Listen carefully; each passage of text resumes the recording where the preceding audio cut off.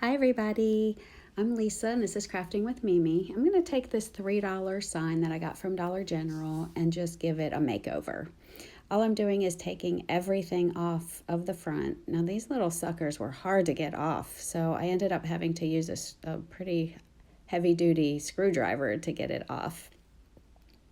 But I found out there were like little nails underneath holding them in, so I did have to use a little hammer to kind of push those down in. But I didn't show you that part. After that, I sanded everything down to make it nice and smooth, and then I cleaned up my workspace using my handy little vacuum. Then I'm going to take the scrapbook paper I got from Hobby Lobby and just trace all the way around the board.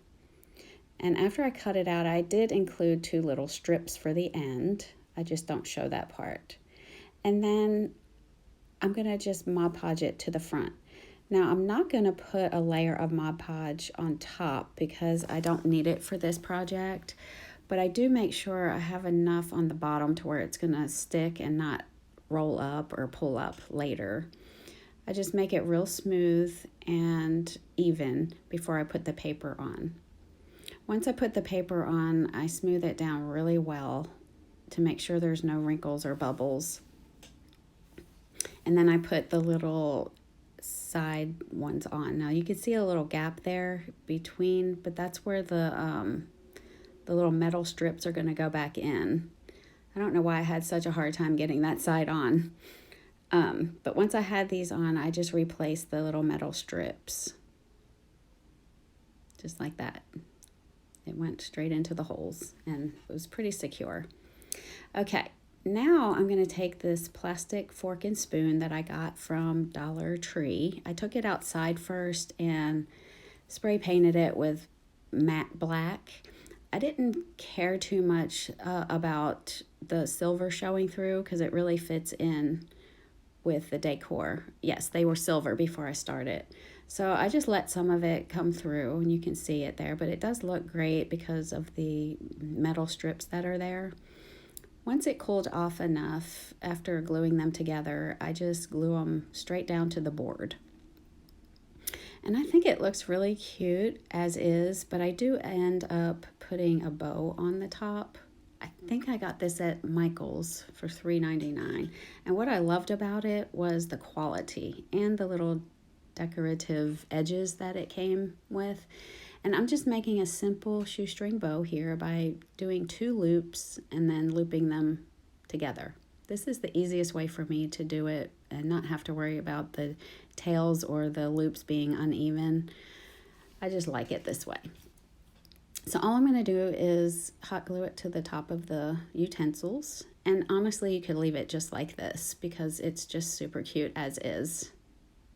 But I'm going to go a little extra mile and make a little phrase. Now I cut this little phrase out from my Cricut, but you could use a stencil or wooden letters or whatever you have on hand, or just stickers of some sort. But this is from my Cricut, and this is actually on Design Space if you want to go on there and get it.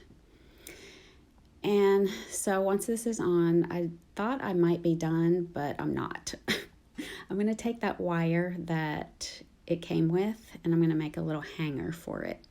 So y'all, look at these beads that I found on Amazon. Oh my gosh, aren't they cute? I love them. I had never seen them before, but I was searching for something different and found them. And I got 100 of them for $25. They did take a month to get here, but it was worth it. And then I just painted some regular wooden beads white to go with this. So I'm just going to alternate the buff check and the white until I was happy with it. And I do end up having them fall off, so whatever. Anyway, lesson learned. When I get these all on, I'm going to take a pair of needle nose pliers and kind of twist the ends around. I tried to do it with my fingers, but it was too hard. So I'm just going to twist it around. Usually I put a knot here if I'm using jute, but obviously I can't do that. So I'm just going to twist the wire around on both ends to keep them pretty much in place, and so they're not like jiggling around or sliding around. Excuse me. Once I get this on the way I want it, I'm going to staple it to the back, just like it was when I got it, if I ever get there. I don't know why I'm jiggling around with it, but whatever. So I'm just going to staple it to the back.